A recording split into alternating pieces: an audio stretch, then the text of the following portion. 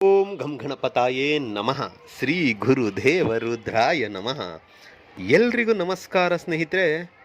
ನಾನು ನಿಮ್ಮ ಪ್ರಕಾಶ್. ಸ್ನೇಹಿತರೆ, ಯಾರು ನಾವು ಇಷ್ಟಪಟ್ಟವರು ಅಂದರೆ ಯಾರು ನೀವು ಇಷ್ಟಪಟ್ಟವರು ನಿಮ್ಮ ಮಾತನ್ನು ಕೇಳ್ತಾ ಇಲ್ಲವೋ ಅಂತಹವರಿಗೆ ಈ ಕ್ರಿಯೆ ಅನ್ವಯ ಆಗುತ್ತೆ. ಸೊ ಇದನ್ನು ಹೇಗೆ ಮಾಡಬೇಕು ತಿಳಿಸ್ಕೊಡ್ತೀನಿ. ಅದಕ್ಕೂ ಮುಂಚೆ ನನ್ನ ಚಾನಲ್ನ ಸಬ್ಸ್ಕ್ರೈಬ್ ಮಾಡಿಲ್ಲ ಅಂದರೆ ಸಬ್ಸ್ಕ್ರೈಬ್ ಮಾಡಿ, ಲೈಕ್ ಮಾಡಿ, ಶೇರ್ ಮಾಡಿ, ಹಾಗೆ ಬೆಲ್ ಐಕಾನ್ ಬಟನ್ ಪ್ರೆಸ್ ಮಾಡೋದನ್ನ ಮರಿಬೇಡಿ. ಏಕೆ ಅಂದರೆ ಮುಂದೆ ನಾ ಏನು ವೀಡಿಯೋಸ್ ಬಿಡ್ತೀನೋ ಅದೆಲ್ಲರಿಗಿಂತ ಮುಂಚೆ ನಿಮಗೆ ಬಂದು ಸೇರುತ್ತೆ.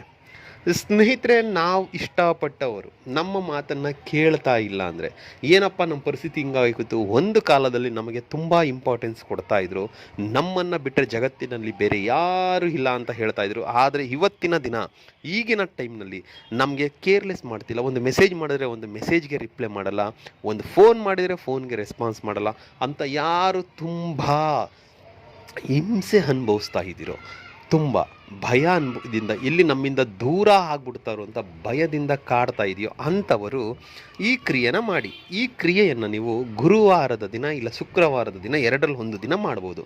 ದಿಕ್ಕು ಉತ್ತರ ದಿಕ್ಕು. ಇದಕ್ಕೆ ಬೇಕಾಗಿರುವ ಸಾಮಗ್ರಿ ಕೇವಲ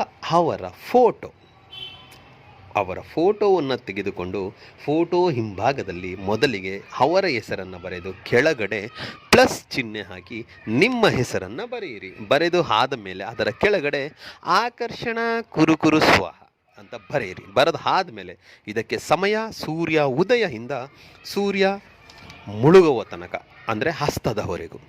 ಸೊ ಇದನ್ನು ಉತ್ತರ ದಿಕ್ಕಿಗೆ ಮುಖ ಮಾಡಿ ಕುಳಿತುಕೊಂಡು ಆ ಫೋಟೋವನ್ನು ನಿಮ್ಮ ಬಲಗೈಯಲ್ಲಿ ಇಟ್ಕೊಂಡು ನಿಮ್ಮ ಮನಸ್ಸಿನ ನಿಮ್ಮ ಕಣ್ಣಿನ ಪೂರ್ತಿ ಅವರ ಬಿಂಬವನ್ನು ನೀವು ನೆನಪಿಸಿಕೊಳ್ತಾ, ಇವಾಗ ನಾನು ಏನು ಹೇಳ್ತೀನೋ ಮಂತ್ರ, ಈ ಮಂತ್ರವನ್ನು ನೀವು ತುಂಬ ಸರಾಗವಾಗಿ ತುಂಬ ಖುಷಿಯಿಂದ ಹೇಳಬೇಕು. ಕೋಪದಿಂದನೋ ಮುಖ ಏನೋ ಮಾಡ್ಕೊಂಡು ಸಿಟ್ಟಿನಿಂದನೋ ಹೇಳೋದಲ್ಲ, ಮನಸ್ಸಿನ ಭಾವನೆಗಳ ಜೊತೆಯಲ್ಲಿ ಬೆರೆತು ಈ ಮಂತ್ರ ಹೊರಗಡೆ ಬರಬೇಕು.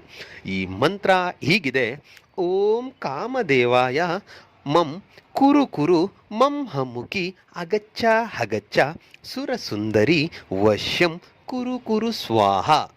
ಮಂತ್ರ ಇನ್ನೊಮ್ಮೆ ನಿಧಾನವಾಗಿ ಸ್ಪಷ್ಟವಾಗಿ ಹೇಳ್ತೀನಿ, ಬರ್ಕೊಳ್ಳಿ ಸ್ನೇಹಿತರೆ.